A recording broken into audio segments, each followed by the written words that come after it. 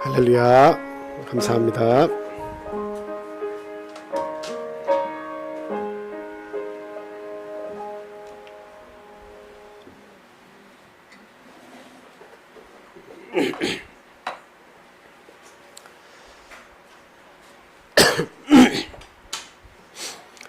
예수 그리스도 이름으로 하나님 말씀 전하겠습니다. 오늘 본문 말씀은 창세기 47장 7절에서부터 10절까지 있는 말씀입니다. 자, 우리 짧은 구절이니까 같이 읽어보도록 하겠습니다. 자, 시작. 요셉이 자기 아버지 야곱을 인도하여 바로 앞에 서게 하니 야곱이 바로에게 축복하매 바로가 야곱에게 묻되 내 나이가 얼마뇨?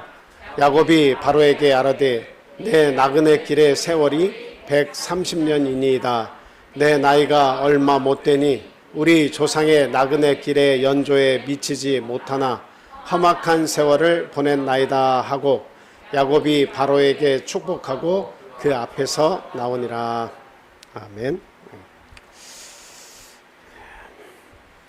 이제 믿지 않는 사람들 가운데도 내 인생은 왜 이런가, 이렇게 어두운 먹구름 인생을 이렇게 한탄하듯이 말하는 사람들이 의외로 세상에는 많이 있습니다. 그리고 또 하나님을 믿는 사람들 가운데에서조차도 자신의 삶에 대해 많은 의문점을 품고 살아가는 그러한 성도님들도 많이 있습니다. 내가 예수님을 선택하고 신앙생활을 열심히 하고 있는데도 불구하고 내 삶 속에서 일어나는 많은 우여곡절에 그런 아픈 일들을 경험하게 될 때 믿는 자에게 왜 이와 같은 아픈 일들이 반복적으로 많이 일어나는가 의문을 품지 않을 수가 없습니다. 그런데 오늘 본문 말씀을 통해서 이 야곱의 이 고백을 통해서 우리가 내 인생을 한번 돌이켜보고 과연 야곱의 인생이나 나의 인생이나 같은 그런 것인가, 모든 인생은 모두 이와 같은 것인가 하는 것을 같이 생각하고 또 교훈을 얻고 또 해답을 얻는 귀한 시간이 됐으면 좋겠습니다. 오늘 이렇게 47장 창세기 47장 말씀 읽었지만 요약을 하자면 대충 이렇습니다. 여러분들이 잘 아시다시피 죽은 줄로만 알았던 요셉이, 그 소년 요셉이 이렇게 애굽으로 노예로 팔려가 가지고 어떻습니까? 이제 30세에 대해서 총리가 되죠. 하나님의 크신 은혜로 노예에서 꿈을 잘 해석해 줘 가지고 총리까지 이제 됩니다.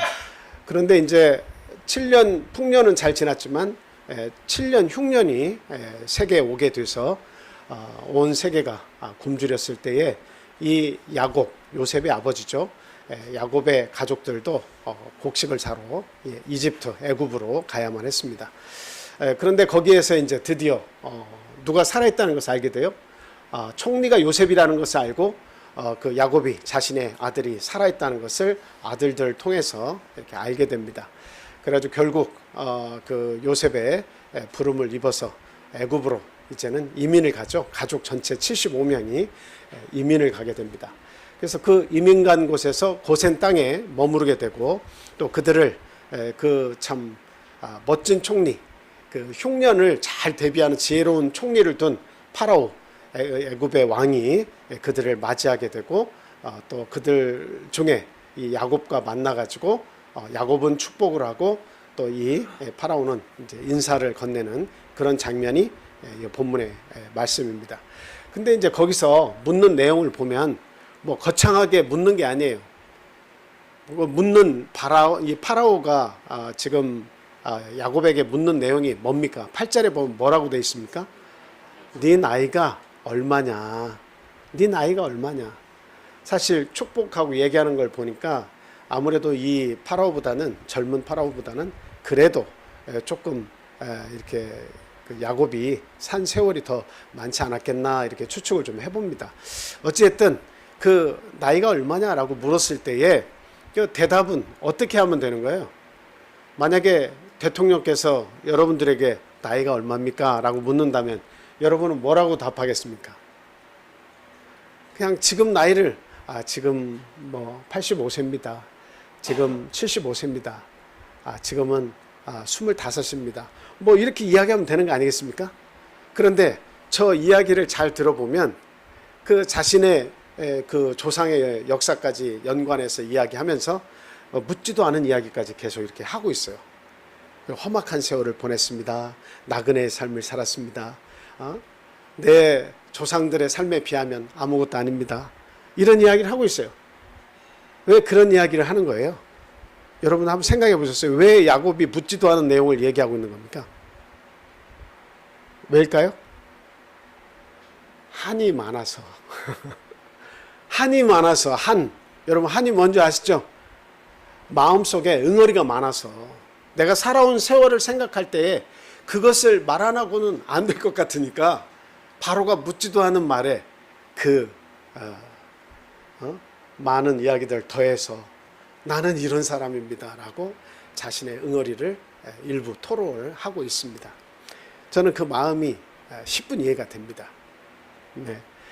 만약에 생각해 볼 때 여러분들께서 크고 작은 많은 일들을 우리가 경험을 하고 아픔을 당하고 인생이라는 것이 우여곡절 속에서 이렇게 살아가고 있는 것입니다만 저희들이 그 모든 삶을 다 살고 하나님 앞에 딱 이르렀다고 한번 생각해 보세요. 하나님께서 우리에게 물으십니다. 네가 땅에서 산 세월이 몇 년이나 되는고? 라고 하나님께서 물으셨다고 한번 생각해 보세요. 아마 특별한 우여곡절을 겪지 않은 분이라면 제가 120세 살다가 하나님께서 부르셔서 왔습니다. 이렇게 대답할 거예요. 그런데 내가 산 세월을 생각해 보면 너무도 기가 막힌 일을 많이 당하고 참 하나님께서 내 삶을 알아주시기를 바라고 내가 산 세월을 내가 이렇게 이야기를 한다면 아마 하나님도 기가 막히다고 하실 겁니다. 이런 생각이 든다면 하나님께서 땅에서 산 세월이 얼마냐라고 물으시면 그냥 짧게 120년을 살았습니다. 이렇게만 대답할 거예요. 아니면 여러분들은 부연 설명을 할 겁니까? 눈물을 뚝뚝 흘리면서 하나님 내가 산 세월은 기가 막힙니다. 내 인생이 왜 이렇게 꼬였는지 이해를 하지 못했습니다. 너무도 가슴이 아픈 때가 너무도 많았습니다. 여러분 같으면 어떻게 할 거예요?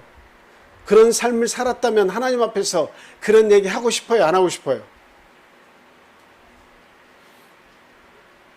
대답 잘 안 하시는 거는 제가 4년, 5년 전이나 지금이나 참 비슷하시네. 대답 안 하실 거예요? 여러분 어떠실 것 같아요? 하나님께서 그냥 이렇게 사랑스러운 눈빛으로 환영한다, 잘했다, 잘 왔다 하면서 네가 땅에서 산 세월이 얼마야? 물으신다면 여러분 뭐라고 말씀하실 거예요? 부연 설명을 하면서 이랬습니다. 내 인생은 참 우여곡절이 많았습니다. 이 얘기 하실 거예요? 아니면 그냥 자기가 산 세월만 딱 얘기하고 마칠 거예요? 대답 안 하시면 저도 말 안 하고 그냥 여기서 내려갔으면 딱 좋겠습니다.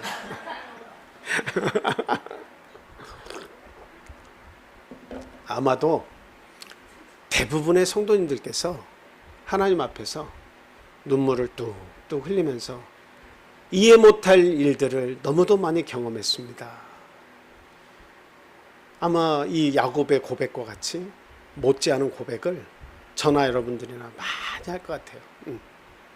그러면서 가슴이 먹먹하고 하나님을 만나서 너무 감사하고 기쁘지만 내가 이미 그 삶을 다 정리하고 떠나왔으니 망정이지 그 삶을 산 것을 생각하면 참 그때는 너무도 기가 막혔습니다. 물론 지금은 천국에서 하나님을 만나고 마음의 기쁨과 크신 위로 가운데 있다면 두말할 나위 없이 과거를 다 잊어버릴 수 있겠지만 그러나 그 땅에 산 세월을 생각하면 가슴이 먹먹합니다. 이런 이야기를 아마 하게 될 겁니다.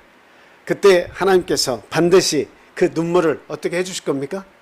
반드시 훔쳐서 닦아주시면서 잘했다, 잘했다. 네가 이겨서 믿음으로 이겨서 잘 싸워서 잘 인내하고 견뎌서 여기에 있는 것이 아니냐 이러면서 참 크신 사랑으로 위로를 해줄 것이다. 이런 말씀을 꼭 드리고 싶습니다. 지금 야곱은 한이 서려 있어요. 자신의 삶에 너무도 많은 가슴 벅찬 일들, 그 기쁨만 있었던 것이 아니라 너무도 고통스럽고 너무도 외롭고 너무도 무서운 시간들을 많이 보냈습니다. 그 기막힌 세월들을 이 바로왕 앞에서도 이야기하지 않고는 자신의 세월이 몇 년 살았다는 것을 말할 수가 없었기 때문에 그런 부연 설명을 지금 하고 있는 것이다 라고 하는 겁니다.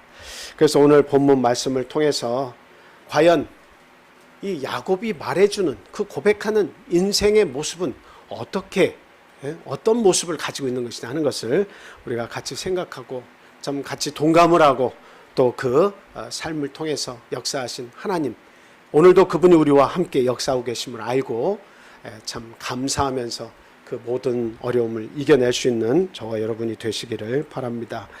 첫 번째, 뭐라고 고백을 했습니까? 자신이 살아온 길을 뭐라고 했죠? 나그네 길이었다고 고백을 하고 있습니다. 자, 9절 보겠습니다. 내 나이가 얼마나 되느냐? 이렇게 물었더니 9절에 야곱이 바로에게 아뢰되 내 나그네 길의 세월이 130년이니이다. 이렇게 이야기하고 있습니다. 나그네라고 이야기하고 있어요.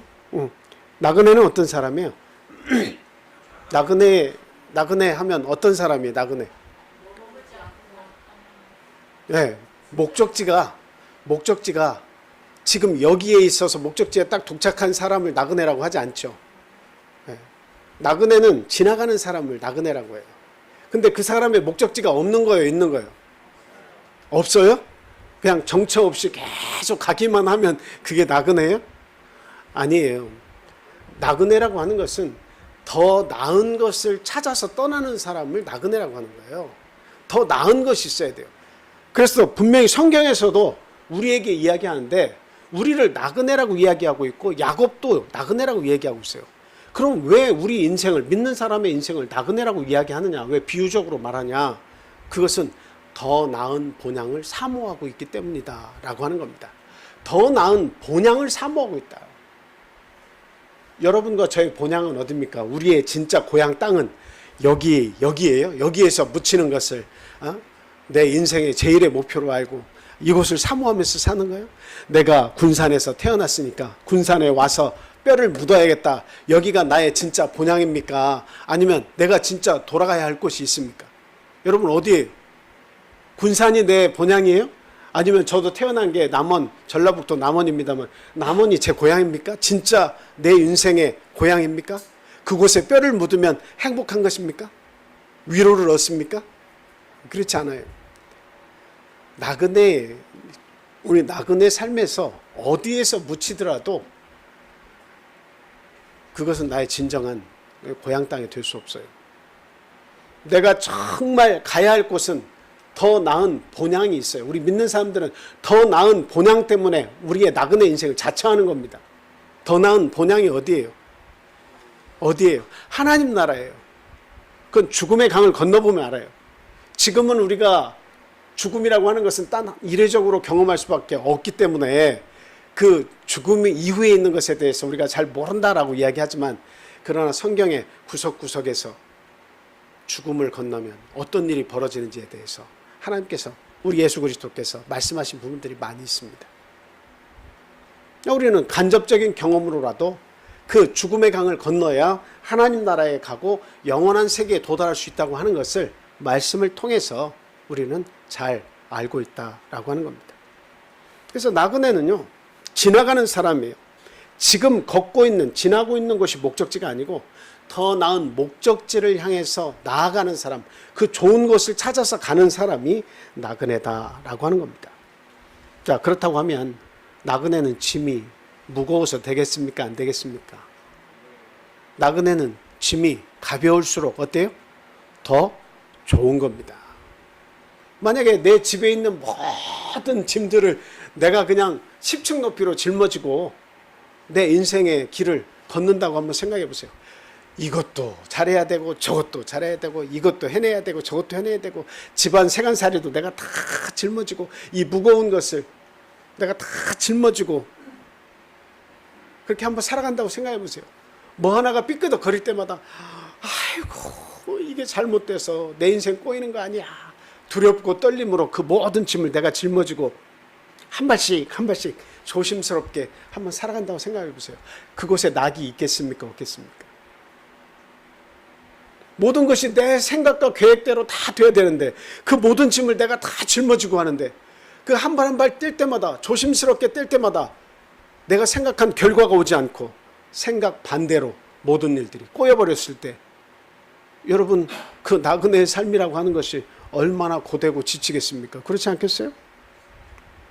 그러므로 나그네는 그 짐이 가벼워야 된다라고 하는 것입니다. 짐이 가벼워야 돼. 많은 짐을 지고서는 결단코 나그네가 될 수는 없다라고 하는 거예요. 그러므로 뭘 가지고 살면 안 돼요? 욕심을 가지고, 지나친 욕심을 가지고 살면 안 된다라는 것입니다. 그래서 성경 말씀에 욕심이 잉태한 즉 죄를 낳고 죄가 장성한 즉 사실이에요. 욕심이 많아지면 죄와 연관 안 될래 안 될 수가 없어요. 그리고 그 죄는 나중에 그렇게 장성해서 우리의 생명과 밀접한 관계를 가지게 됩니다. 우리에게 고통을 줘요.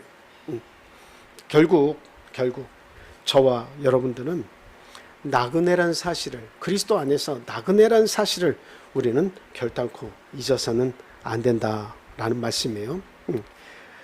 히브리서 11장 13절에서 16절 말씀 한번 우리 같이 읽겠습니다. 자, 시작.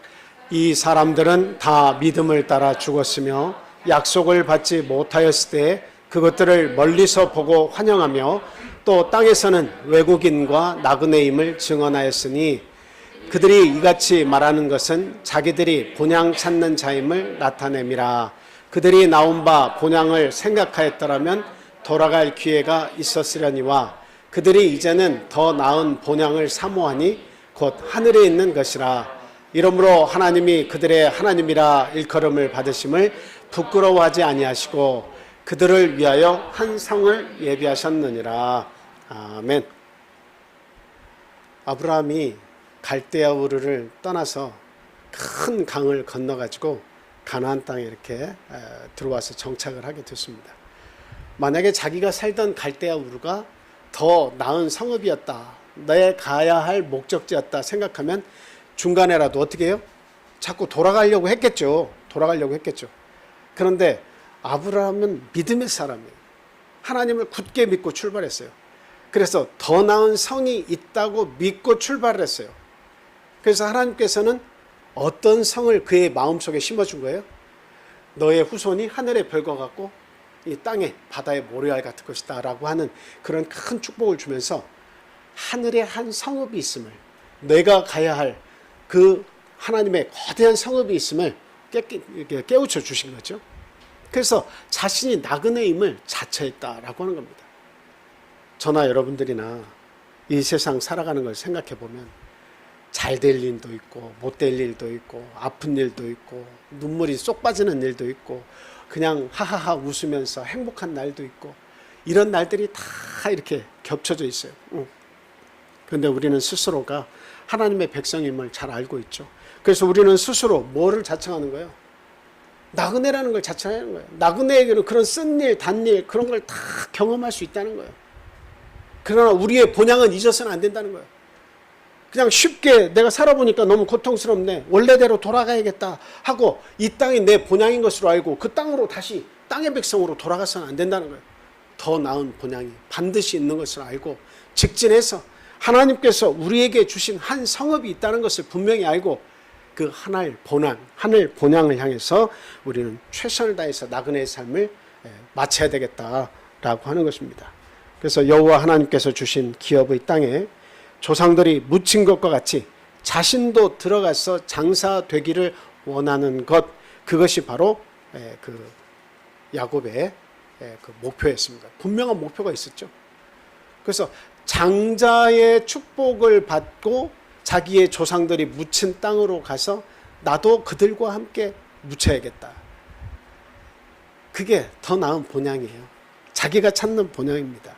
창세기 49장 29절에서 33절 말씀입니다. 자, 한번 현집사님께서 읽어주세요. 요셉이 그의 수레를 갖추고 고센으로 올라가서 그의 아버지 이스라엘을 맞으며 그에게 보이고 그의 목을 어긋맞춰 안고 얼마 동안 울매 이스라엘이 요셉에게 이르되 내가 지금까지 살아있고 내가 내 얼굴을 보았으니 지금 죽어도 족하도다.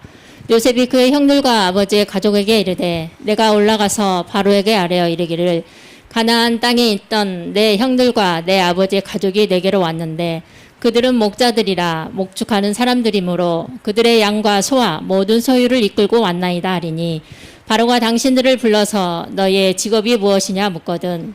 여기 내용을 보면 제가 읽자고 한 내용은 뭐냐면 내가 이제는 죽어도 가하다. 이거 왜 지금 죽어도 가하다고 얘기한 겁니까? 야곱이 아이고 지금 한숨 소리가 절로 들립니다. 이제는 내가 죽어도 가하다. 왜 죽어도 가하다고 얘기한 거예요? 누가 살아있는 것을 확인했어요? 자기 아들 죽었다고 생각한 요셉이 지금 눈앞에 살아있는 것을 그 자식들에게 말로만 듣다가 자기가 눈으로 확인을 하니까 이제는 내가 죽어도 가하다라고 이야기를 하고 있는 겁니다. 우리 인생이라는 것이 막 복잡하고 아주 별난 것 같지만 별거 없어요. 죽음이 오면 다 정리가 되는 거예요. 죽음이 오면 다 정리가 돼요. 그냥 막 이게 막 되네 안 되네 이게 해결이 안 되면 이제 나는 꼼짝없이 이제 죽었네 뭐하네 막 그럴 때가 있어요. 근데 죽음이라는 것이 딱 오면 자동 해결이에요. 아무것도 아니에요. 어떠한 큰 문제도 그냥 사라져 버리는 거예요. 살아 있으니까 뭐가 있다는 거예요? 고통이 오고 고통을 느끼는 거예요. 살아있는 것에 감사하시고 그 문제는 시간이 가면 해결이 되는 거예요. 그래서 나그네의 삶을 살면서 우리가 경험할 수 있는 많은 문제들, 너무도 많은 문제들이 있지만 그러나 우리가 예수 그리스도 안에서 그분을 믿고 순종하고 따라서 살다 보면 나중에 시간이 감과 동시에 이해가 되고 다 해결이 됩니다. 나중에는 다 해결이 되는 거예요. 그 죽음의 문제 앞에서 그걸 생각하면 해결되지 않는 문제가 없어요. 이제 곧 내 앞에 죽음이라는 것이 다 임박해 온다라고 하는 것을 알면 알수록 문제가 많아지는 것이 아니라 우리 믿는 사람들은 문제가 하나 둘씩 다 사라지는 거예요. 걱정 근심이 다 사라진 거예요. 죽음 앞에 어떤 것을 걱정합니까? 하나님께 가는데 뭐가 걱정입니까? 이제 하나씩 다 해결이 되는 거예요. 그런 것이 문제가 안 돼요. 살았을 때에 뭘 먹을까, 무엇을 마실까 많은 염려와 고민이 있었고 어떻게 하면 내 자녀들이 이 세상에서 뿌리를 잘 내리고 성공할 수 있을까? 애는 잘 낳을 수 있을까? 행복한 가정을 꾸리면서 살 수 있을까? 세상에서 남들한테 손가락질 받지 않고 잘 견뎌낼 수 있을까? 뭐 이런저런 걱정을 많이 하지만 죽음이라는 것이 한 발 한 발 다가오게 되면 그런 것들 문제가 되지 않습니다. 우리 믿는 자들 특히 저와 우리 성도님들은 죽음이 오면 그냥 걱정 근심이 다 사라지는 거예요. 오히려 그리고 온전히 주님 앞에 갔을 때에 주님이 준비하신 그 한 성읍 그 새 예루살렘 성의 주인이 된다는 것을 생각하면 과연 하나님께서 우리를 위해서 무엇을 준비하셨을까? 하나님께서 만드신 이 거대한 우주는 과연 우리를 위해서 어떻게 우리를 맞을 준비를 하고 있을 것인가? 그런 걸 생각하면 오히려 우리 성도들의 미래는 너무나 밝고 너무나 위대한 삶이고 너무나 놀라운 삶이다. 그것이 우리를 기다리고 있다 하는 것을 우리는 생각할 수 있습니다. 그게 우리의 큰 위로예요. 자, 시편 39편 12절 말씀도 우리 같이 한번 읽겠습니다. 자, 시작. 여호와여 나의 기도를 들으시며 나의 부르짖음에 귀를 기울이소서. 내가 눈물을 흘릴 때에 잠잠하지 마옵소서. 나는 주와 함께 있는 나그네이며 나의 모든 조상들처럼 떠도나이다. 믿음의 사람들, 믿음의 조상들은 다 떠돌았어요. 욕심을 가지고 더 정취하면서 떠돈 게 아니에요. 하나님이 주시면 받았지만 다 떠돌았어요. 아브라함도 떠도는 나그네였고 이삭도 나그네였고 야곱도 요셉도 다 나그네였어요. 물론 그 가운데 아브라함도 부유한 자가 되었고 이삭도 아버지로부터 만들어 놓은 유산을 상속하고 다 부유한 삶을 그런 대로 다 족장의 삶을 다 살았습니다. 그럼에도 불구하고 그 모든 것들에 자기가 소유주의고 그리고 그것이 다 내 것이라고 말하지 않았습니다. 하나님께서 주신 거라고 인정을 했어요. 그래서 나그네임을 모든 믿음의 사람들은 다 자처했다라고 하는 것입니다. 베드로전서 2장 11절 12절에도 사랑하는 자들아 나그네와 행인 같은 너희를 권하노니 영혼을 거스려 싸우는 육체의 정욕을 제어하라 라고 이렇게 베드로 사도는 이야기하고 있습니다. 결과적으로 성도는 욕심을 많이 부려서는 안 돼요. 욕심과 함께 하나님의 나라도 같이 내가 받을 것이다 라고 생각하면 안 돼요. 욕심을 쫓으면 하나님으로부터 멀어지게 돼 있어요. 재물이라고 하는 것은 내가 하나님을 쫓을 때 하나님이 주시면 받는 거예요. 근데 내가 재물도 쫓고 하나님을 겸해서 받겠다라고 하는 것은 결코 있을 수 없습니다. 그래서 성경은 두 주인을 섬길 수 있다 없다? 없다. 나그네들은 어떻게 해요? 내 믿음의 조상들과 함께 나도 나그네가 되기를 작정을 했으면 내 주인은 뭐예요? 분명히 하셔야 돼요. 이 세상의 재물입니까? 하나님이십니까? 하나님이 돼야 된다라고 하는 거예요. 재물은 주시면 받을 수도 있고 또 하나님께서 가져가시면 내어드려야 될 수도 있어요. 욥이 그랬어요. 하나님이 마귀에게 허락하니까 그 사단 마귀가 어땠어요? 욥을 고통을 주고 그 모든 재산을 송두리째 다 앗아가 버렸죠. 그럴 때도 있는 거예요. 근데 결국 순종하면 하나님께서 다시 주십니다. 그리고 안 주시는 그 거지 나사로와 같은 사람도 있다는 것을 기억하셔야 돼요. 그 부와 기는 누구로부터 온다는 거예요? 하나님께로부터 오는 거예요. 하나님께서 부자도 지으시고 이 땅에 가난한 자도 내어 놓으셨다는 거예요. 결국 내가 못 받아도 하나님의 뜻이고 받아도 하나님의 뜻인데 우리는 최선을 다할 뿐이에요. 그래서 우리는 내 주인은 재물이 아닙니다. 두 주인을 섬길 수가 없어요. 하나님 한 분을 나의 주인으로 섬기고 그 하나님이 주신 목적지 한 성읍에 도달할 때까지 결코 실망하거나 결코 낙심하거나 결코 괴로워하거나 우울해서 중도 하차하는 믿음에서 하차하는 그런 일들이 우리의 삶 속에 있어서는 결단코 안 되겠다라고 하는 거예요. 반드시 우리의 삶 속에서 우리의 선한 일을 보고 권고하시는 날이 분명히 있을 것이다 라고 하는 겁니다. 그 권고라고 하는 것은 주님이 찾아오시는 날이에요. 또 안 믿는 자에게 하나님이 권고하시면 주님이 찾아오셔서 구원의 은혜를 베푸시는 날이 권고하시는 날이 되겠죠. 마치 나오미가 참 흉년 때 이 베들레헴에서 모압 땅으로 이사를 가가지고 이민은 간 거죠. 그 모압 땅에 가서 10여 년을 살면서 남편도 잃고 두 아들도 잃고 며느리도 다 돌아가라고 했는데 하나는 떠나고 하나만 남고 그냥 단둘이 힘없는 두 여자만 남았을 때에 하나님의 권면이 있었습니다. 하나님께서 그 권면하신 게 뭐예요? 베들레헴 내가 사랑하는 이 백성이 사는 그 땅이 있지 않느냐? 베들레헴을 왜 잊어버렸느냐? 그 마음속에 하나님께서 나타나셔서 아주 따뜻한 감동의 메시지를 주신 것 같아요. 하나님이 권고하신 거예요. 베들레헴 있지 않느냐? 네가 거기서 나오미였지 않느냐? 기쁨이라는 뜻을 가진 나오미였지 않느냐? 거기로 돌아가라. 이런 권면의 말씀이 마음속에서 있었던 것 같습니다. 그래서 그 하나님을 만나고 거기로 돌아가서 그는 새 힘을 얻었어요. 그 모압 땅 이방 여인의 그 며느리였지만 그곳에서 결혼을 해가지고 자식을 낳았는데 그 자식이 누구의 자식이라고 사람들은 칭찬했어요? 나오미가 자식을 낳았다 하면서 기뻐했습니다. 그러면서 그 이전에는 나를 더 이상 나오미라 하지 말고 뭐라 해라? 말하라 해라. 말하의 뜻은 쓴물입니다. 쓴물, 쓴 인생이에요. 내 인생은 더 이상 기쁨이라고 하는 뜻의 나오미가 아니라 나는 쓴물 인생이 됐어. 더 이상 나를 나오미라고 부르지 마. 말하라고 해. 그랬는데 그냥 하나님과 나오미를 딱 붙쫓아가지고 쫓아온 이 모압 여인 룻 때문에 그 자식을 낳게 되고 자신의 가문이 이어지고 그 속에 예수 그리스도가 나오게 되는 놀라운 축복을 받게 되죠. 그 자식이 나왔을 때 나오미가 아들 낳았다. 많은 사람들이 나오미의 이름을 더 크게 불렀다라고 하는 겁니다. 하나님은 이렇게 회복시켜 주시는 분이에요. 우리에게 더 나은 성업을 가르쳐 주시는 분이에요. 그러므로 우리들이 살아가는 이 땅이 내 인생의 정착지가 아니고 최종 목적지가 결코 아니라는 것을 아셔야 돼요. 다 두고 떠나야 되는 거예요. 그러므로 최대한 가벼운 마음으로 살아가야 되겠다. 예수 그리스도 안에서 하나님이 주시는 모든 즐거움과 기쁨을 누리면서 최대한 가벼운 마음으로 기뻐하는 마음으로 이 세상을 그렇게 행복하게 살아가야겠다. 예수 믿는 자들은. 아멘입니까? 그렇게 사시기를 바랍니다.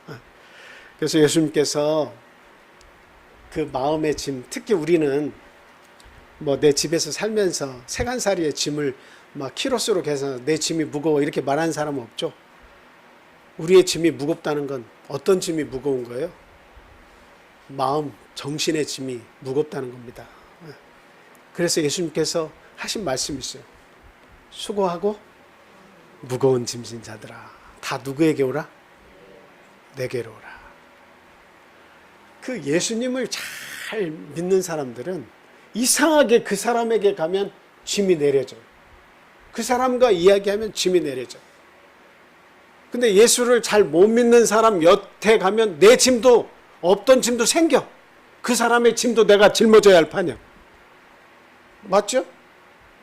예수님을 잘 믿는 사람들은 내 눈물과 내 고통의 모든 짐을 예수 그리스도 아니면 맡길 뿐이 없어요. 어떤 사람에게 내가 이 고통을 토로해도 그것을 제대로 이해하고 해결해 줄 수 있는 분은 이 땅에 없어요. 그래서 예수님은 말씀하신 거예요. 사람이 너희에게 위로가 되느냐 하는 거예요. 사람이 너희와 함께해서 그 문제를 해결해 줄 수 있느냐라고 묻으신 거예요. 우리 마음의 짐과 이 정신의 짐과 내 영혼의 짐은 누구밖에 대신 져줄 수가 없는 거예요. 하나님 외에는 그 깊이와 넓이를 측량해서 이해해 주실 분이 이 땅에는 없습니다. 그래서 수고하고 무거운 짐진 자들아 다 내게로 오라. 하나님이시기 때문에 모든 것을 아시기 때문에 위로해 주실 수 있는 분이기 때문에 그래서 하나님은 내게로 오라. 내가 너희를 어떻게 하겠다? 쉬게 하겠다라고 말씀하시는 거예요. 그래서 예수 믿는 자들은 쉼이 있습니다. 예수 믿는 자들은 잠을 잘 때 평안함이 있습니다. 예수를 제대로 믿는 사람에게는 행복이 있습니다. 내가 오늘날 두려움 속에 있고 고통을 오늘 당한다 할지라도 웃을 수가 있는 거예요. 왜? 예수를 믿고 있기 때문에. 이 모든 짐을 하나님께 맡기고 나는 잘 잘 수 있기 때문에, 주님이 대신 져주시기 때문에, 그 주님을 굳게 믿고 있기 때문에 오늘날 두 발 쭉 뻗고 살 수 있고 행복해 할 수 있고 감사할 수가 있는 것이다 라고 하는 겁니다. 이제는 두 번째로 자신이 살아온 세월이 너무나 짧다고 고백을 하고 있습니다. 창세기 47장 9절에 뭐라고 얘기합니까?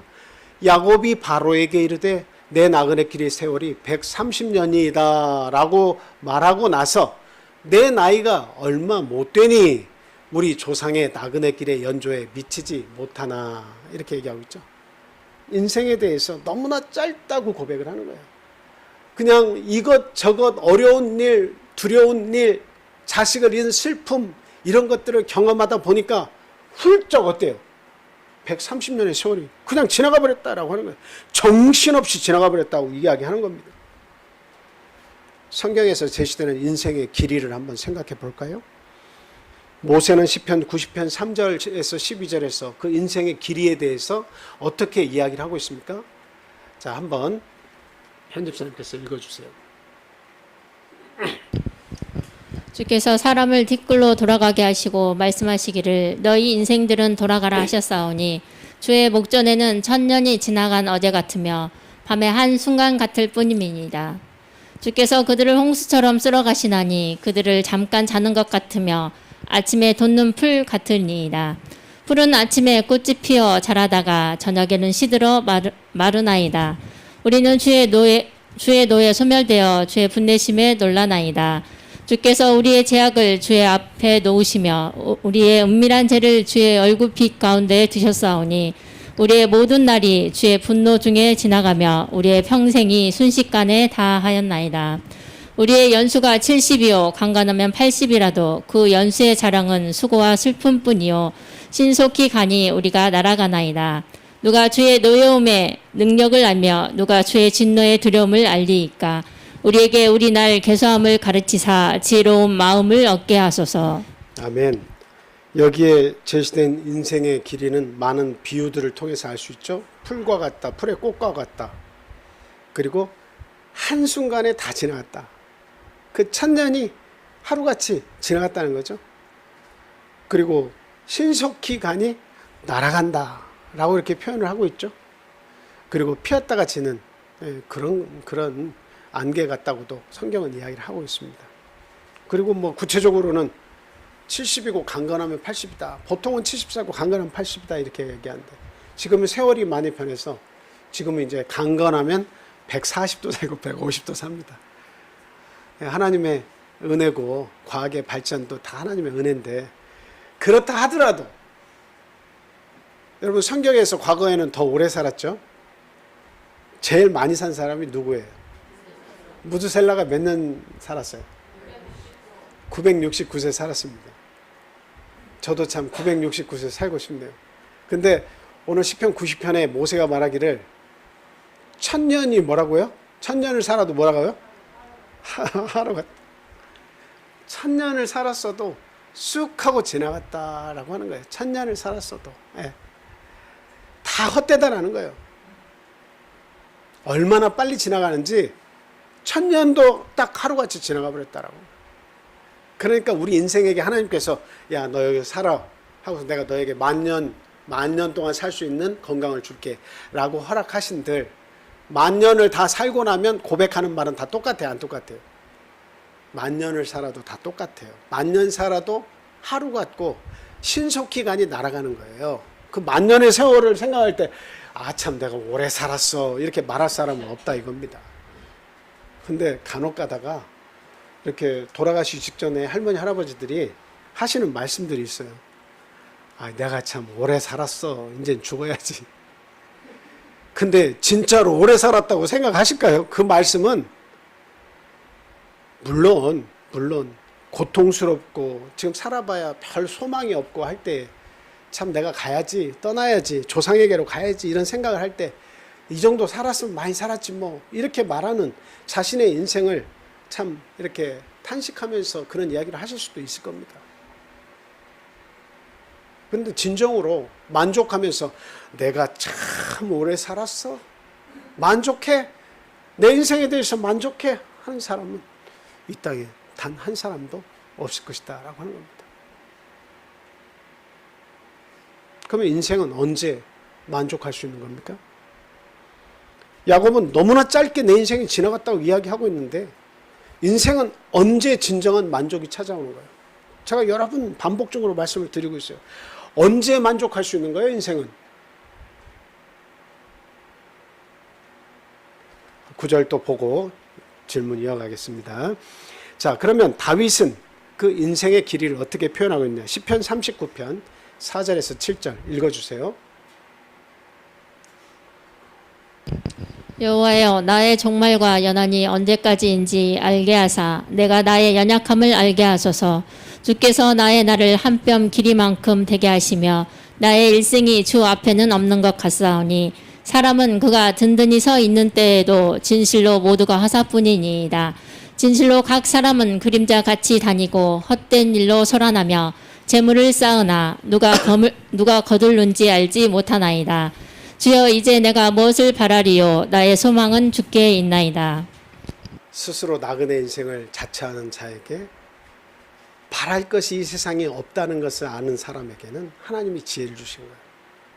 결국 하나님의 조물주에는 없다라고 하는 것을 깨달음 주신 겁니다. 지금 다윗이 말하기를 자신의 인생이 자기의 살아가는 날이 얼마 같다고 이야기하고 있어요? 내 인생이 한 뼘 같다라고 해요. 한 뼘. 인생이 한 뼘 같다. 참 어떻게 저런 우리 라이중 자매님이나 쓸 법한 저런 식구를 저렇게 적어가지고 인생이 한 뼘 같다 그렇게 얘기하고 있습니다. 참 인생이라는 게 막 장구한 역사를 늘어내놓고 싶겠지만 언제 어느 때 지나간지 모르게 순식간에 지나간데 다윗은 한 뼘 같고 하나님 앞에 서 있지만 없는 것과 같다라고 이야기하고 있어요. 하나님 앞에서 보니까 다 허사나이다. 아무것도 없습니다. 막 다 자신 있게 내 인생에 대해서 다 이야기하려고 해보지만 그냥 허사더라. 한 뼘 같은 것들이다. 자랑할 것이 하나도 없더라라고 이야기를 하고 있어요. 욥은 자신의 인생에 대해서 뭐라고 합니까? 그 길이에 대해서 욥기 9장 25절 26절 말씀 자 같이 읽습니다. 시작. 나의 날이 경주자보다 빨리 사라져 버리니 복을 볼 수 없구나. 그 지나가는 것이 빠른 배 같고 먹이에 날아내리는 독수리와 같구나. 여러분 쾌속선 배가 막 이렇게 지나가는 거 보셨죠? 지금 막 보고 있는데 시야에서 어느 순간 사라져 버립니다. 그냥 막 계속 보고 있을 수 있는 게 아니에요. 독수리가 먹이를 딱 찾아가지고 막 쏜살같이 내려올 때 얼마나 빠르게 막 달아 내려 꽂는지 아시죠? 욥은 그렇게 얘기하는 거예요. 너무나 빨리 지나가서 복이라는 것을 볼 수가 없다. 너무나 순식간에 지나가서 내가 어떤 복을 받았지 모를 정도로 너무나 빨리 지나가 버렸다 라고 하는 거예요. 자, 성경은 구석구석에서 인생의 길이가 다 이와 같이 짧다고 분명히 이야기하고 있어요. 야곱만 이야기한 게 아니에요. 그러면 인생은 언제 진정한 그 만족이 찾아오냐? 여러분 스스로 한번 답변해 보세요. 믿는 자로서 언제 우리에게 진정한 만족이 찾아올까요? 다 이거 이야기하면 당연하지라고 얘기할 건데 한번 틀려도 좋아요. 한번 얘기해 보세요. 언제 나 이제 만족하다 아무 걱정 없다. 언제 그렇게 얘기할 수 있을 것 같아요? 응? 예? 예, 소망이 주 안에 있을 때 그게 맞아요. 그럼 소망이 주 안에 있다고 하는 것은 뭐 때문에 소망이 주 안에 있는 거예요? 마음에 평안이 있는데 이 세상 사는 동안은 평안이 없잖아요. 그러니까 평안이 예수님께 있다고 하는 것은 이 땅에 사는 어떤 정해진 기간 동안에 사는 그 기간 동안에 사는 동안에는 이게 마음에 진정한 평안이 없어요. 그런데 하나님께 소망을 두고 하나님께 간다는 것은 거기에 무엇이 있기 때문이냐는 거예요. 어떤 소망이 있기 때문에? 영생의 소망이 있기 때문입니다. 그래서 사람은 영원히 살 때에 진정한 평안이 오게 돼 있어요. 그렇게 만들어줬어요. 애초에 인간이 지음을 받을 때 하나님은 영원토록 살게 만들어 놓으신 거예요. 근데 그것을 죄 때문에 잃어버렸을 뿐이지 하나님은 그것을 회복시켜 주시려고 하는 거예요. 그래서 영원한 하늘나라를 하나님께서 만들어 놓으시고 그곳에 인내하면서 끝끝내 참아서 그 나라에 들어오라는 겁니다. 손이 범죄하고 눈이 범죄하면 발도 손도 끊고 눈도 빼고 올 정도로 거기는 중요하다는 거예요. 반드시 와야 한다는 거예요. 그 정도로 중요하다는 겁니다. 찾지는 않겠습니다. 요한복음 4장 13절 14절에서 보면 그 우물가의 한 여인에 대해서 이야기가 나오는데요. 거기서 물을 뜨러 왔다가 예수님을 만나고 정말 행복감에 젖어서 자신의 마을로 돌아가서 예수님을 전하는 한 여인의 이야기가 나옵니다. 근데 여기에서 예수님께서 하신 말씀이 있어요. 13절에 예수께서 대답하여 이르시되 이 물을 마시는 자마다 다시 목마르려니와 내가 주는 물을 마시는 자는 영원히 목마르지 아니하리라. 이거 뭘 얘기하는 거예요? 세상에서 주는 것은 다 목마르다라고 얘기하는 거예요. 세상에서 너희가 구하는 것은 다 목마르다라고 하는 거예요. 결국은 그것이 너희에게 영생을 주지 못한다라고 하는 거예요. 목마르다. 세상에서 주는 건 계속 먹어야 된다. 계속 쫓아가야 한다. 그러나 실제적으로 이 목마름 갈증이 해결되지 않는다라고 하는 거예요. 그런데 내가 주는 것은 목마름을 해결할 수 있다. 그게 뭐예요? 영생의 소망입니다. 영생의 소망이에요. 자, 요한복음 6장 하나 건너뛰어서 27절에서 29절 말씀 보겠습니다. 썩을 양식을 위하여 일하지 말고 영생하도록 있는 양식을 위하여 하라. 이 양식은 인자가 너희에게 주리니 인자는 아버지 하나님께서 인치신 자니라. 그들이 묻되 우리가 어떻게 하여야 하나님의 일을 하오리이까? 예수께서 대답하여 이르시되 하나님께서 보내신 일을 믿는 것이 하나님의 일이니라 하시니. 우리가 인생 복잡하게 생각하지 마세요. 하나님의 일을 어떻게 하는 거예요? 하나님께서 하시는 일은 도대체 뭐예요? 그거는 하나님께서 보내신 예수 그리스도가 하나님 본체시구나. 내가 그분을 믿고 그분의 이름으로 기도하고 그분의 이름으로 내 삶을 헤쳐나가는 것. 그것이 바로 하나님의 일이다라고 하는 거예요. 어려움 없어요. 하나님 주신 이름, 하나님 하시는 일은 예수 그리스도를 믿는 거예요. 예. 그 간단한 것을 못해서 영원한 저주의 곳으로 빠져가는 사람들이 이 세상에 얼마나 많습니까? 결국 하나님은 영생의 소망을 가지라고 우리에게 이야기하는 거예요. 자, 37절에서 40절. 아버지께서 내게 주시는 자는 다 내게로 올 것이요. 어떤 사람은 떠나서 안 믿고 가고 어떤 사람은 또 하나님께로 오는데 아버지께서 내게 주시는 자는 다 내게로 올 것이다. 예수님의 말씀이에요. 내게 오는 자는 내가 결코 내쫓지 아니하리라. 내가 하늘에서 내려온 것은 내 뜻을 행하려 함이 아니요 나를 보내신 이의 뜻을 행하려 함이니라.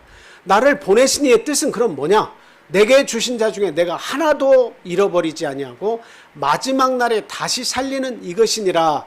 내 아버지의 뜻은 아들을 보고 믿는 자마다 영생을 얻는 이것이니 마지막 날에 내가 이를 다시 살리리라 하시니라. 반드시 죽은 자도 부활시켜서 영원히 살게 하겠다. 이게 하나님의 뜻이라는 거예요. 아들을 통해서 이것 깨닫게 해주는 거예요. 더 나은 소망을 우리에게 주신 거예요. 야, 너 여기서 70년, 80년, 100년 살다가 죽는 거 이게 네 인생의 본 모습이 아니야. 영원히 사는 것이 인생에 하나님께서 주신 진짜 축복의 모습이야. 왜 너는 인생이 이게 전부라고 생각해? 그리고 우리는 이미 절반 정도를 다 살았어. 앞으로 남은 이 절반 인생을 살아야 되는데 이거 사는 것도 내 마음대로만 살려고 그래. 하나님은 잃어버리지 않고 죄 때문에 범죄하고 이 세상 욕심 때문에 타락하고 자기의 뜻대로 살아가려고 하는 인생들을 끊임없이 찾아오 마음문을 두드리면서 누군가를 통해서 나를 믿으라고 하나님의 일은 예수 그리스도를 믿는 것이고 마지막 날에 그를 부활하게 해서 하나님이 계획하신 영생을 주는 것이다 라고 하는 것을 우리에게 가르쳐 주시려고 하는데 그거 굳고 밀어내야 되겠습니까? 그거 얼른 움켜잡아야죠. 그래서 66절에서 68절까지 보면 제자들에게 예수님께서 말씀하십니다. 너희도 가려느냐? 너희도 세상으로 다시 돌아가려느냐? 그러니까 베드로가 어떻게 이야기합니까? 영생의 말씀이 여기 계시온데 우리가 뉘게 가리오리까? 영생의 말씀이 우리 예수님께 있는데 우리가 어디로 가겠습니까? 우리는 예수님 쫓아가겠습니다. 결국 하나님의 일을 하게 되었다라고 하는 겁니다. 그래서 야곱은 보낸 세월이 130년이라가 그냥 나는 대단히 오래 살았습니다 고백하지 않고 너무도 하찮고 짧은 것이었습니다. 우리 조상들의 연수에 비하면 아무것도 아닙니다. 우리 조상들은 190세도 살고 196세도 살고 197세도 살고 오래 살았지만 그 인생에 비하면 나는 아무것도 아닙니다. 이렇게 고백을 했습니다. 야고보서 4장 13절 14절 같이 읽겠습니다. 시작. 들으라 너희 중에 말하기를 오늘이나 내일이나 우리가 어떤 도시에 가서 거기서 1년을 머물며 장사하여 이익을 보리라 하는 자들아 내일 일을 너희가 알지 못한도다. 너희 생명이 무엇이냐? 너희는 잠깐 보이다가 없어지는 안개니라. 안개입니다. 우리의 인생은 하루살이 같습니다. 하루살이 같아요. 그 하루살이가 하루를 사는 동안 그 시간은 하루살이에 있어서 굉장히 길어요. 하루살이의 삶은 굉장히 길어요. 태어나서 막 먹이를 찾아서 헤매고 짝을 찾기 위해서 불철주야 노력하고 짝을 만나서 생산을 하고 죽음이 다가오고 그 장수 풍뎅이가 어제 먼저 간 암컷을 이렇게 따라서 어제 운명을 달리했습니다. 그 제가 말씀은 재밌게 드리지만 그 죽음이라고 하는 것은 항상 우리 곁에 있다는 것을 깨닫게 해줘요. 너무나 가까운 곳에 있다. 그래서 저는 내일도 살 줄 알았는데 저희 딸 수민이가 아유 불쌍해서 어떻게 장수 풍뎅이가 죽었네. 죽은 걸 어떻게 알아? 그랬더니 장수 풍뎅이가 죽은 거 어떻게 알 수 있어요? 풍뎅이 잘 안 움직입니다. 요만한 크기인데 잘 안 움직여요. 젤리를 먹을 때도 그렇고 뭐 할 때도 그렇고 가만히 있어요. 죽은 거 어떻게 알 수 있어요? 이렇게 엎어져 있어요. 참 몸이 윤기가 사라지고 바싹 말라있고 그냥 이렇게 딱 뒤집어져 있는 모습을 보니까 그 무게가 느껴져요. 살아서 움직일 때 무게와 죽어서 모든 것을 다 놓고 이렇게 들어도 있는 그 장수 풍뎅이의 모습을 보니까 죽음은 결코 멀리 있는 것이 아니구나. 그게 사람이나 동물이나 다 매한가지라고 분명히 잠언에서는 그렇게 얘기하고 있어요. 수에 칠 가치가 없다. 1, 2, 3, 4, 5, 6 나는 많이 살았는데 자랑할 가치가 없다. 숫자를 셀 가치가 없다는 거예요. 인생이라는 거. 죽음은 이와 같이 안개와 같고 하루살이의 삶과 같이 너무나 간단한 거예요. 언제 어느 때 하나님께서 부르시면 그냥 모든 것을 다 놓고 가야 되는 거예요. 그래서 우리는 어떠한 사람이 되어야 마땅하냐라고 하는 거예요. 오늘 이 말씀을 들었을 때 어떠한 사람이 되어야 마땅하냐라고 하는 거예요. 세월을 아끼는 사람이 되어야 한다라고 하는 겁니다. 세월을 아끼려면 어떻게 해야 됩니까? 하나님의 말씀 속에서 그 해답을 우리가 찾아야 돼요. 전도서 6장 1절에서 그건 건너뛰겠습니다. 저 시간상. 전도서 12장 13절 14절 말씀 우리 같이 읽겠습니다. 시작. 이래 결국을 다 들었으니 하나님을 경외하고 그의 명령들을 지킬지어다. 이것이 모든 사람의 본분이니라. 하나님은 모든 행위와 모든 은밀한 일을 선악간에 심판하시리라. 아멘. 오늘 세 가지 마지막 건 안 드리겠어요. 시간이 다 됐어요. 두 가지만 말씀드렸는데 이거 두 가지만 들어도 일의 결국을 다 들은 것과 매 한 가지입니다. 인생은 고통으로 점철되어 있고 그리고 살았다고 해도 살았다고 말할 수 없는 이 가벼움이 있어요. 별거 아니에요. 일의 결국을 다 들었으니까 결론적으로 무엇을 깨달으라? 하나님을 경외하고 그 명령을 지키면서 살아라. 이것이 세월을 아끼는 것이고 더 나은 본향을 향해서 나아가는 삶이다라고 성경은 분명하게 이야기를 해주고 있습니다. 우리 참빛교회 성도님들 너무나 이 세상 분주하게 살면서 하나님을 잃어버리는 그런 삶 살지 않기를 바라요. 또 하나님을 우리가 구하고 찾고 믿을 때에 더욱더 간절하고 즐거움과 기쁨과 사모하는 마음으로 하나님을 찾고 하나님이 주시는 삶 속에서 감사하면서 가족들과 함께 성도들과 함께 이웃들과 함께 즐기면서 사시는 저와 여러분 되시기를 예수 그리스도 이름으로 축원합니다. 우리 함께 기도하겠습니다. 할렐루야. 사랑과 은혜가 충만하신